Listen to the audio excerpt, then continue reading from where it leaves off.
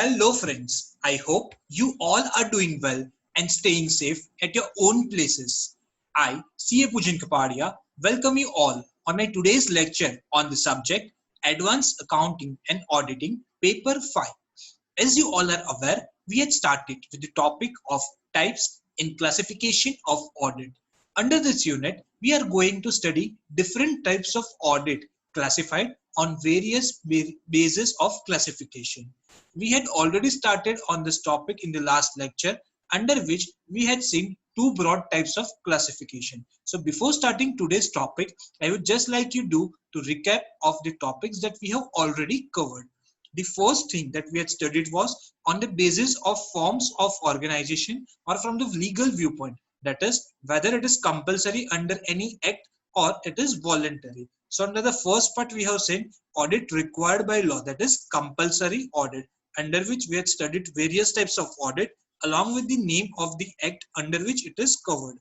I have laid down more stress on point number 7, under which I had explained you that income tax audit is mandatory under section 44AB of Income Tax Act 1961.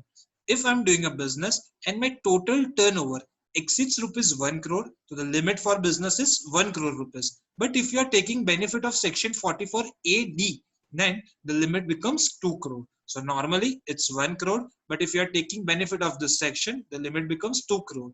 And for profession like doctors, chartered accountants, etc., this limit is 50 lakhs. So if your turnover or gross receipts exceed this particular limit, then it is compulsory to get your books of accounts audited. Second was not covered under any law, that is voluntary audit, under which we had studied 5 different forms of organization.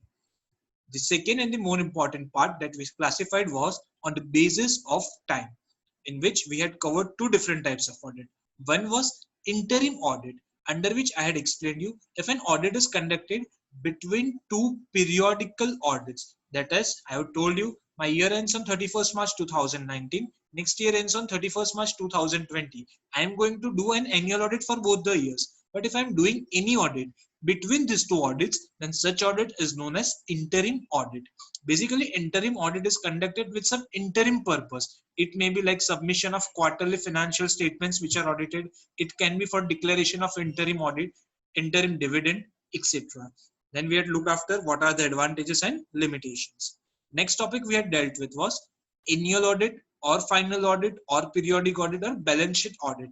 Friends, just take a note. You may be asked a short note by any of these 4 names, under which you need to write this particular answer only. So I request you to remember all the 4 names because they can ask short note or any question by mentioning any of the name which is stated over here. So if you are learning only 1 or 2 and not the remaining ones, you won't be able to answer it correctly. So it is my humble request that you learn all the 4 names because any one of this can come up in your examination.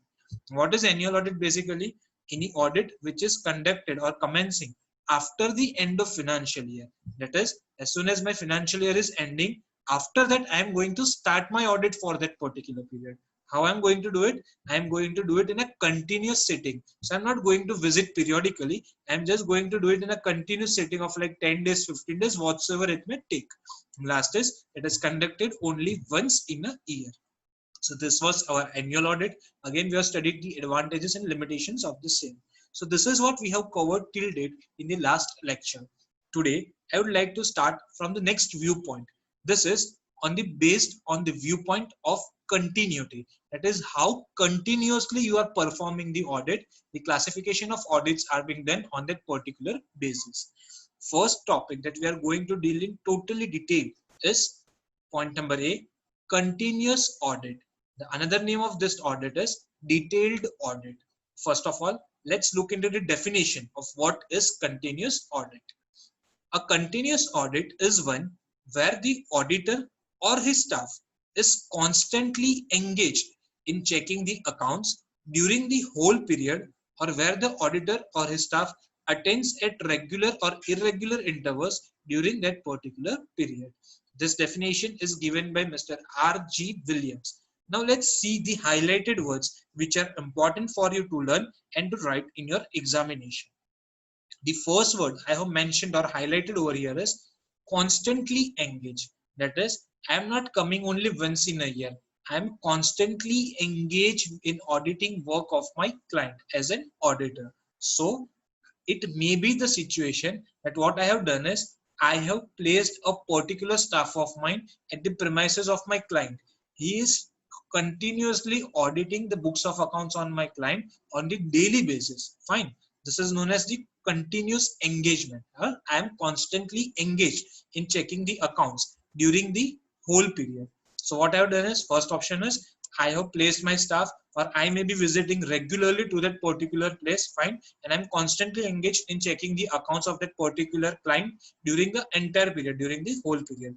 Or what I can do is, me or any of my staff members may visit that particular client at regular or irregular intervals. For example, I have decided that I'm going to visit my client once in a month in the first week. Fine. So what I'm going to do is I'm going to visit every month and going to complete the audit in the first week of the next month of the entire previous month. So what I'm going to do is I may be visiting for 12 times at this premises and going to complete the audit on a monthly basis. And in such a manner, I'm going to engage with him at a regular intervals. Or I may visit him at irregular intervals. That is, as and when I fit free, I can go there and conduct the audit of the books of accounts.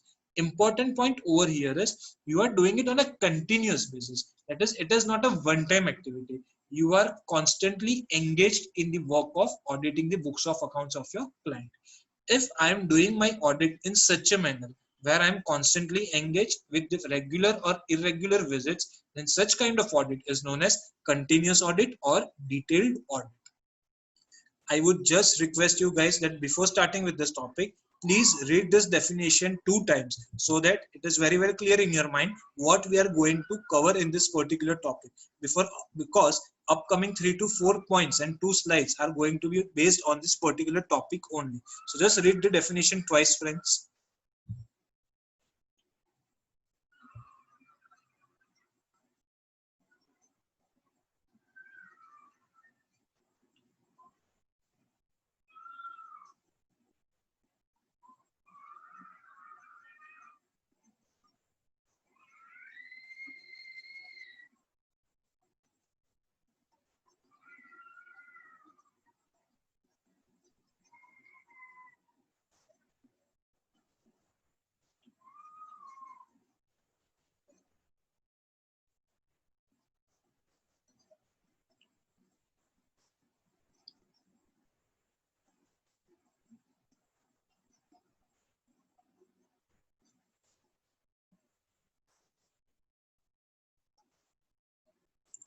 Well, I hope you have gone through the definition twice. Please remember the important keywords that I have highlighted for you guys. First is he should be constantly engaged during the whole period, or he is attending his office at regular or irregular intervals. Such audit is known as continuous audit or detailed audit. Now let's look into the advantages. If I'm going continuous audit, what all are the advantages for this same? First point is detailed checking. It is but natural. If I'm constantly going to my client premises, I am having sufficient time to look into detail under each and every transaction. As a result of which, I do not have to plan my audit on a sampling basis. I can go in depth for each and every transaction and can find out entire transaction history. So it is possible for me to check all the transactions in detail. Second point I've written over here is accurate and correct accounts. See, the chances of errors reduces. Why? Because it is being constantly monitored by the auditor. As a result of which, if I find any accounting error, I would immediately recommend the same to the accountant who would do the correction at the very same point of time. So the errors and the chances of the errors are going to reduce. Why? Because they are being constantly checked by the auditor. So there are fair chances of getting an accurate and correct accounts. Third is detection of fraud. If I come across that any employee or the accountant or the management is trying to plan any fraud by manipulation of accounts or by any other medium, I, being an auditor or any of my staff, is constantly engaged in checking verification of the accounts. As a result of which, even if someone has planned fraud in the particular books of accounts, it is more likely to be evident. It can be easily caught by the person who is auditing the same. Why? Because he is auditing the books of accounts on a continuous basis. So if he finds out anything which is not as per the normal standards, which is something unusual, he can easily trace and raise a doubt on that particular point. As a result of which, it becomes easier to detect the frauds. Fourth is audit planning becomes easy. You very well know that you are having abundant time, so you can plan your resources in such a manner that you can do justice to each and every aspect of the business. Fine. So you can easily plan how should the audit is supposed to be conducted, which are the matters which are supposed to be looked into detail, which are the matters for which different specific audit techniques are supposed to be used, which matters are supposed to be audited by the junior staff, which are supposed to be audited by senior staff, how to go on for checking of internal control system, etc. In short, you are very well aware to, and you are in a position to lay down such a good roadmap so that you can conduct your audit and plan your audit in a much efficient and an effective manner. Next point is moral check on employees. Friends, trust me, you are going to find these words almost in every answer. Wherever there is a continuous engagement of an auditor, it is natural that there is going to be the moral check on employees, because employees would hesitate or they are feared or they are frightened. Why? Because if they are trying to do anything wrong, it is easily coming into the eyes of the person who is conducting the audit. So their frauds or errors or their wrong intention can be easily caught. As a result of which, if the auditing technique is such that a continuous audit is being done, continuous verification is being done, and there is supposed to be there a moral check on employees. If auditor is coming only once in a year, employees are free, they may do anything wrong and then correcting laterally. As a result of it, this check cannot be maintained. But in this particular case, since it is a continuous audit, there are 4 moral check on employees. Next is no delay in preparation of final accounts and dividend payment. As you all are very well aware, I am constantly auditing the books of accounts of my client, as a result of which my data are being audited on a regular basis and update online. Fine. On time, I can easily get that what I have audited. As a result of which, whensoever my financial year comes to an end, I had almost completed the auditing of that particular transactions also.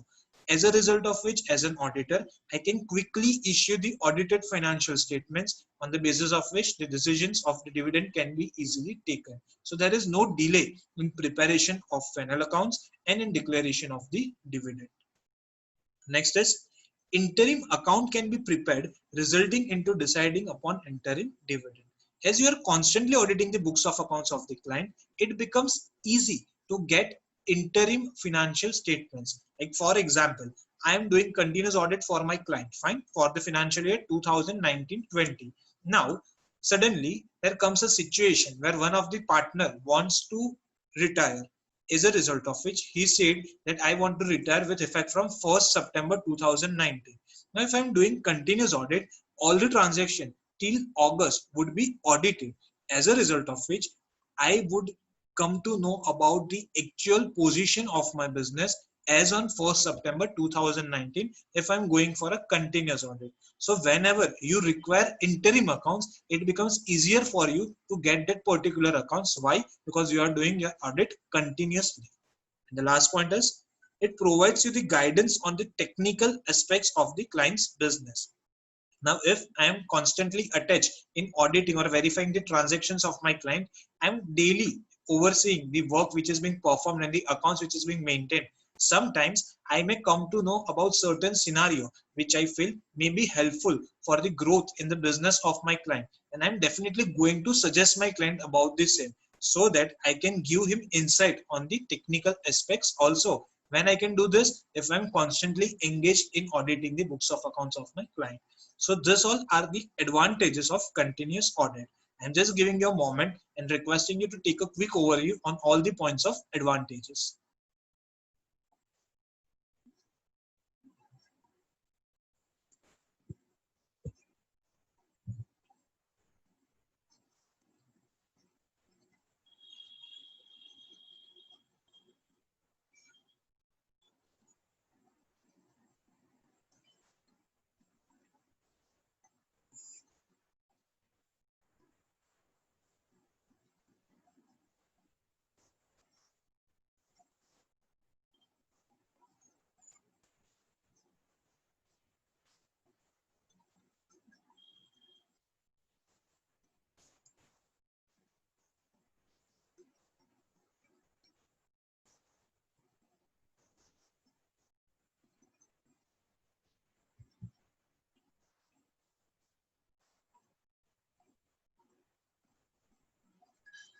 Well, friends, I hope you are clear with the definition and the advantages of continuous audit.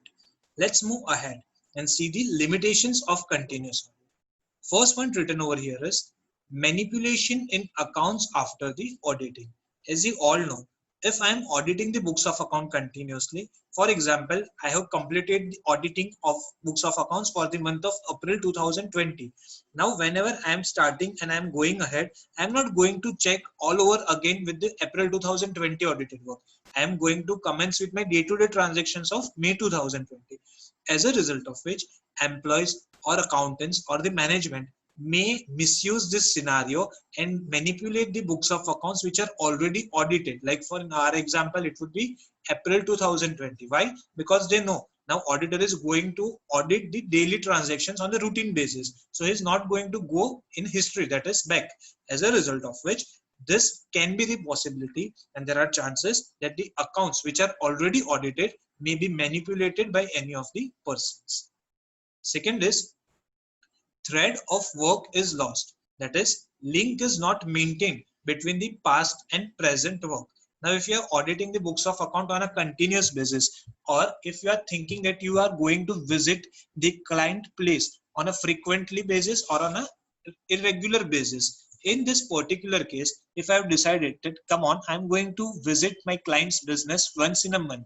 So what I'm doing is I am going for 5 days on a first week of every month to complete the audit of the month that is already completed. Now in this particular case, what I am doing is I am actually getting used to the entire procedure. I am auditing the books of accounts of my client for a month of April. Fine. Once I have set, I am in a flow. And as soon as I have done my work for April, I am again going to get a gap of 1 month, and again I'm going to restart the process in the next month. Now what is happening over here is the flow or the link that I had set in auditing is going to lose somewhere. Why? Because I am not in constant touch. I am regularly visiting him in order to do a continuous audit, but I am not doing it on a daily basis. As a result of which, if you do your audit in a continuous setting, then it is but natural you are getting the benefit of the link that is being set, the flow that you have set. But if you are doing it in an interrupted basis, then it becomes possible that the link that you have set is going to lose somewhere, as a result of which you need to go into detail over and over again, because you need to understand certain points of the business again and again. Why? Because you are not in touch up to that topic on a regular basis. So yes, if you are visiting the client place at certain intervals, then you may lose the link between the past work and the present work. Next point is inconvenience in routine business work. As you are aware over here, continuous audit is being also conducted on a regular basis. So an accountant needs to focus on two things. One, on the transaction that have already incurred that he needs to submit to the auditor, and second, to record the transaction which are being incurring in present, as a result of which the routine business work is being disturbed. Next point is, it seems to be the mechanical work. Audit staff loses his interest in work. Why? Because he knows daily he needs to look at the same transactions over and over again, because the nature of transaction is not going to change. What is going to change? Only the amount or the figures. As a result of which, after a certain time period, the audit staff may feel that he is doing only one work over and over again. As a result of which, he may find it mechanical work and get bored by doing the same work. Next is dependence of account on audit staff for his functions. Now here what they are trying to say is accountant know that auditor is regularly going to audit my books of accounts. As a result of which, if I am not doing anything, or if even if I am doing something wrong, or if there is certain mistakes in calculation or any other mistakes, auditor is going to find it. Why? Because he is going to audit it regularly. So I would be careless in my work as an accountant. There are chances for this. And why? Because I know that every work that I am doing is being done by the auditor. So even if there is certain flaw, auditor is going to tell me to correct the same, and I will easily correct the same in the system. As a result of which, I will be totally dependent on the auditor. I will ask to auditor on each and every aspect wherever I am in doubt. I am not going to look into it myself. As a result of which, in this particular case, there is a dependence of accountancy staff on the auditing staff. And last but not the least, it is definitely an expensive process. Why? Because Auditor is constantly being engaged with your business. Now, if he's devoting time to your business, he's naturally going to charge fees for the same. Yes, as a result of which it is said to be an expensive kind of audit. Friends, I hope you are clear with the limitations that I have explained to you. Now let's move to the precautions. Like while doing a continuous audit, what all are the precautions which are supposed to be taken care of by the auditor or the auditing staff? First is strict instructions should be given by the auditor that no alteration in the audited accounts can be tolerated. That is, once the accounts are being audited, they should be either kept in the safe custody or it should be logged in such a manner that there is no access to those accounts, and so that no alteration is possible, no manipulation is possible in the accounts that are already audited. Second is alterations, if are required to be done, then they should be done only through rectification entries post auditor's consent. Now, if I feel that there is something wrong or I need to change something, for example, I have sold the goods in the month of April for rupees 10,000. I have done the audit of April. Now, in the month of June, I am getting again the sales return of rupees 1,000. Now, sales return was not known in the month of April. So I need to do certain entry. I need to pass certain entry. Now, in this particular case, what they are telling us, you need to pass the rectification entry. You are not supposed to do any alterations. Fine. And even if you are changing anything, you need to take auditor's consent first. So if auditor permits, then and only then you are supposed to do that alteration. In short, what they're trying to say is any manipulation or any changes or any alteration which are being done in the accounts which are already audited, they should be done only after the consent or the permission of the auditor. Next point is secret ticks to deal with the alterations. What they are suggesting over here is whenever you are auditing the books of accounts, auditors who set certain tick marks, fine.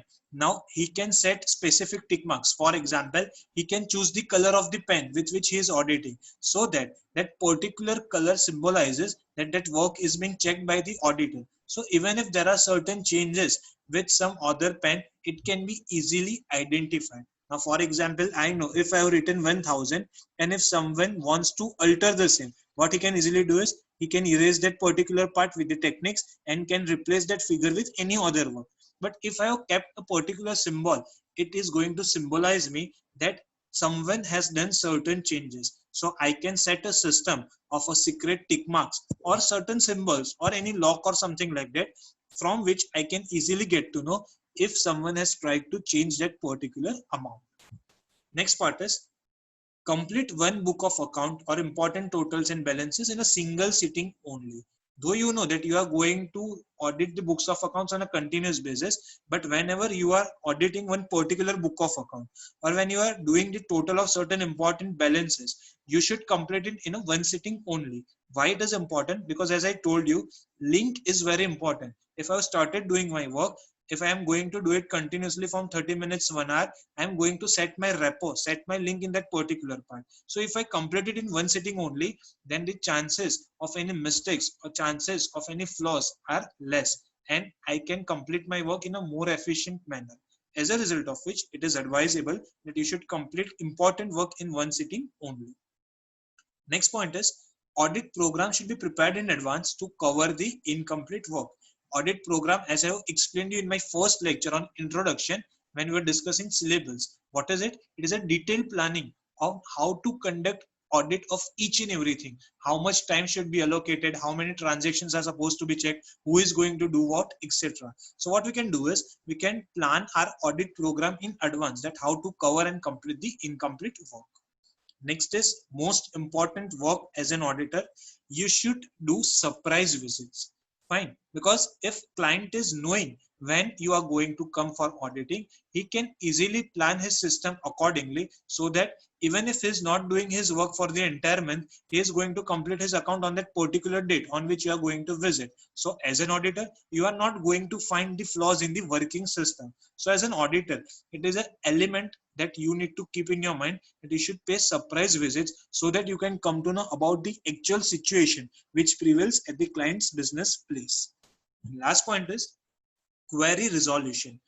If it is not satisfactory, for example, you are having any kind of doubts, any kind of queries, and if they are not resolved satisfactorily, you should make a note in the records of your books and even in the client records, that this particular queries are not being properly answered by the management or by the accountant, of which you may report. If it is not being done continuously on the same basis, then you are going to report the same in your final audit report.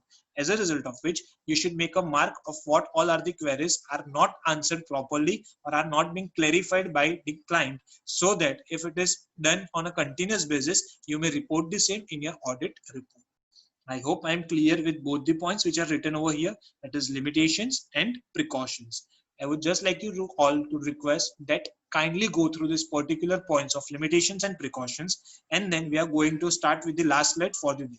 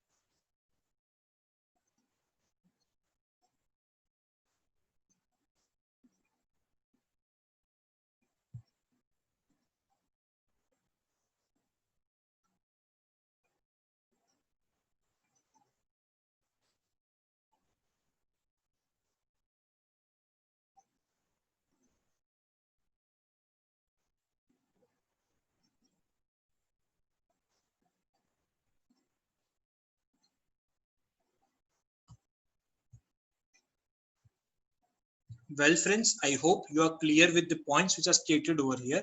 So let's move to the last slide for the day, where this continuous audit is basically applicable.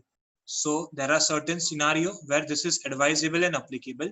First is where there are high number of transactions, where there are thousands of transactions you are doing in a particular day, there you can go for a continuous audit. Second is when immediate preparation of final accounts is required after the end of year, like जैसे year खत्म होता है, you require the final accounts to be prepared, and in that particular case it is necessary that you should have a continuous auditing thing. Third is internal check system is not satisfactory. When you feel that internal checking system, remember maker checker concept, four eyes concept that I have discussed in the initial records and videos. Yes, so internal check system, if I feel it is not satisfactory, then I can go for continuous audit, that it can be overlooked and auditor can take a due care of the system which is being in place in a business. Last is when business requires monthly, quarterly account statements for presentation. There are certain businesses which require their up-to-date data on a monthly basis or a quarterly basis for presentation to the shareholders or the board of directors or any other body which is governing their business. And in that particular case, it is necessary that you should have continuous audit. So these are certain points where continuous audit is practically applicable. Now let's move to the last part of today's lecture, difference between continuous audit that we have studied now and annual audit that we have studied in the last lecture. You all are aware continuous audit is something which is being conducted on a continuous basis. So auditor is in a constant touch, while annual audit is something which starts or commences after the end of financial year, conducted only once in a year. So let's quickly look into the points of difference. First is frequency of auditor's visit. In case of continuous audit, auditor frequently visits and checks the accounts of the business. As we are aware, in continuous audit, he is frequently visiting. But in case of annual audit, he is visiting only once after the close of the year. So what is the frequency of the visit? In continuous audit, it is on a frequent basis, regular or irregular basis. In annual audit, it is only once in a year. Second point is conduct of audit. Here, audit is conducted periodically throughout the financial year. So it is being conducted throughout the year. While in this particular case, it is commenced only after the close of the financial year. जैसे एक बार year खत्म होता है, उसके बाद ही audit start होने वाला है. As a result of which, in continuous audit, it is throughout the year, while in annual audit, it begins after the completion of financial year. Third is regularity of audit staff. Client staff becomes more efficient and regular. As I told you, they know that their work is being constantly monitored by the auditor, so they are going to perform in a better manner. In this particular case, it may not be so because client staff knows well that audit work will start only after the close of financial years. They are knowing that auditor is going to start his work after the end of financial year, so they may not work, as I told you in the previous lecture, they may not be working for 10 months. They are going to work efficiently only in 2 months and get all the accounts ready by this 2 months. As a result of which, you cannot have a proper moral check on employees in case of annual audit, while you can have the moral check on employees in case of continuous audit. Fourth point, verification of transactions. Each and every transaction is verified immediately after it is recorded. Since audit is done on a continuous basis, it is easier to verify each and every transaction as soon as it has been recorded in the system. In this particular case, audit staff checks and verifies the transactions only after the close of the year, because it is conducted only after the year is ending, so it is possible only after the completion of year. The last point is cost involved in continuous audit. It is very much expensive because it is throughout the year. This is comparatively less expensive because only it is once in a year. So friends, these are the point of difference that we have already discussed when we were discussing the entire topic. So with this, I, CA Pujin Kapadia, assume that you are totally clear with all the points that we have stated over here, especially the topic of continuous audit. I thank you all for your patient listening and hope to see you very soon in my upcoming lecture. Thank you, friends.